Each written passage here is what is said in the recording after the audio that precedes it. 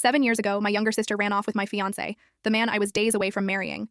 At my father's funeral last month, she walked in on his arm, flaunting a diamond the size of a grape, and sneered at me like we were still kids. "Wow, Claire," she said. "Still single at 40?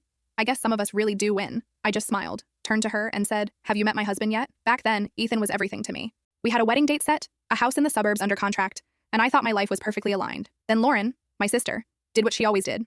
Slid in and took what wasn't hers. Growing up, she always got the spotlight.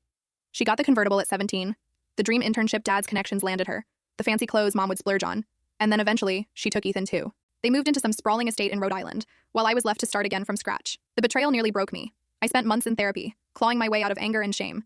Eventually, I packed up, moved to Denver, and started teaching creative writing at a small university. Slowly, I rebuilt.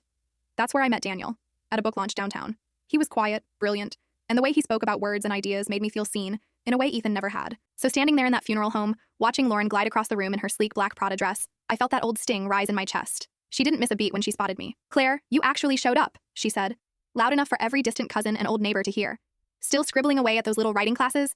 Must be rewarding." Then came the flourish, her left hand lifting so everyone could see the diamond Ethan had bought her for their anniversary. 4 carats, flawless. We just got back from our villa in Tuscany. You know how exhausting it is keeping up multiple properties. The room went silent. All eyes landed on me, waiting for the sad, rejected sister to crumble again. Ethan stood just behind her, heavier now, hair thinning, looking like a man who had traded his soul and realized too late what it cost. But I didn't crumble. I smiled. "That's lovely, Lauren. I'm so glad you found what you wanted." I turned toward the doorway. Speaking of husbands, Daniel walked in, tall, calm, perfectly put together. "Honey, come meet my sister," I said. Lauren's smug expression faltered. Ethan's face went pale, because Daniel wasn't just my husband. He was Dr. Daniel Harper, the same Dr. Harper whose biotech patents had made headlines, whose research grants were worth more than Ethan's entire real estate portfolio ever was. Daniel shook her hand warmly. "Lauren, I've heard so much about you. Claire's told me plenty of stories." Her diamond-heavy hand trembled as she took his. Behind her, Ethan looked like he might faint. Daniel went on casually. "Funny timing. I was just telling Claire yesterday about a property I picked up in Rhode Island. Gorgeous place, but the previous owners ran into some serious debt.